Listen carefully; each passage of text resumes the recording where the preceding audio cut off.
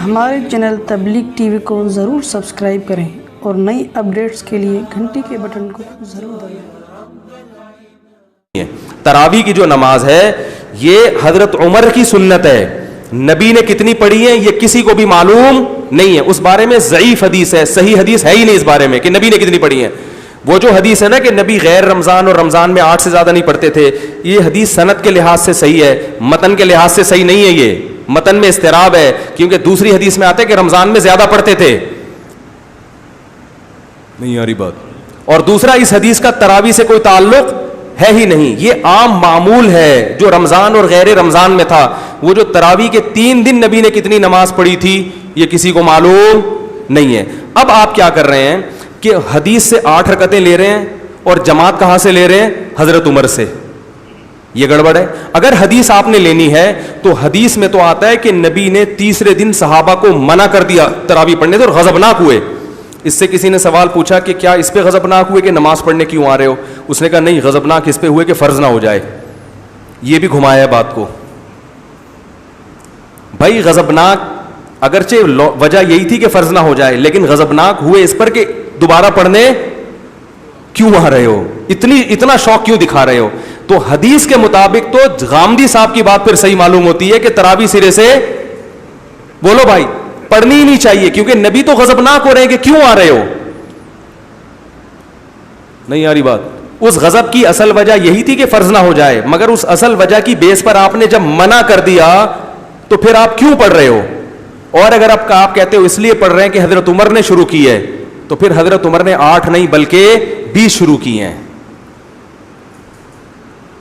ایک تو موطا امام مالک کی 8 والی حدیث ضعیف ہے، اس پر میں بھی بیان ریکارڈ کرواؤں گا انشاءاللہ۔ اور سب سے بڑی دلیل اس 8 کے ضعیف ہونے کی یہ بھی ہے کہ حضرت عمر کے دور میں تابعین تبع تابعین اور صحابہ، ان میں سے کسی ایک سے ضعیف روایت بھی دکھا دیں کہ رمضان میں کسی نے جماعت کے ساتھ 8 رکعتیں پڑھی ہوں، کوئی ایک صحابی دکھا دو۔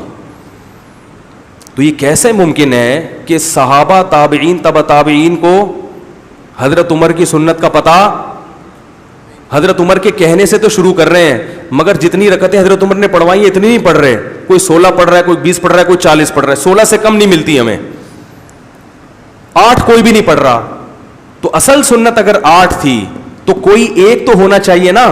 نہ عبداللہ بن مسعود 8 پڑھ رہے ہیں، نہ عبداللہ بن عباس سے کہیں ثابت ہے، نہ تابعین سے، اور پھر یہ بھی نہیں بلکہ 700 800 900 سال، 1000 سال، 1200 سال گزر جاتے ہیں، پوری دنیا میں کہیں بھی ہمیں 8 رکعت پڑھنے والا کوئی ایک فرد بھی نظر نہیں آتا۔ علامہ شامی نے 150-200 سال پہلے لکھا پورے روئے زمین پر حرمین سمیت، مکہ مدینہ سمیت کہیں بھی 20 رکعت سے کم ایک رکعت بھی نہیں ہو رہی۔ تو یہ اجماع امت ہو گیا کہ نہیں ہو گیا؟ اب میں نے دعویٰ کیا اس پر اجماع ہو چکا ہے، تو محترم نے پتہ کیا جواب دیا؟ جواب یہ دیا کہ چاروں ائمہ کا تو اجماع نہیں ہے، امام مالک تو 36 کے قائل ہے۔ میں کہہ رہا ہوں کہ صدیوں تک اجماع رہا ہے، اس جواب کو پی کے کیا کر دیا؟ چاروں اماموں کا تو نہیں ہے، اور وہ بھی غلط۔ چاروں اماموں میں سے ایک اگر 36 کے قائل ہیں تو کم سے کم 20 رکعت پر تو اجماع ہو گیا نا۔ یہ جواب بھی کیا کر دیا؟ پی گیا۔ اور دوسری بات یہ کہ میں نے یہ دعویٰ کیا، میں نے دعویٰ نہیں کیا کہ ہمیشہ سے اجماع ہے، میں نے کہا ایک دور امت میں ایسا آیا ہے اور طویل عرصے تک آیا ہے کہ پوری امت 20 رکعت پر جمع رہی ہے، جبکہ حدیث میں آتا ہے کہ میری امت گمراہی پر جمع نہیں ہو سکتی۔ تو اس سے علماء کہتے ہیں 1 سیکنڈ کے لیے بھی گمراہی پہ جمع نہیں ہو سکتی۔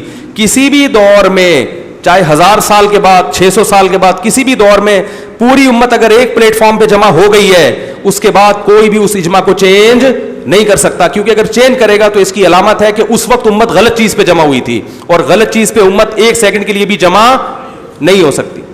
تو ان باتوں میں سے کسی بات کا جواب نہیں ہے، اور دعوے ہی دعوے ہیں۔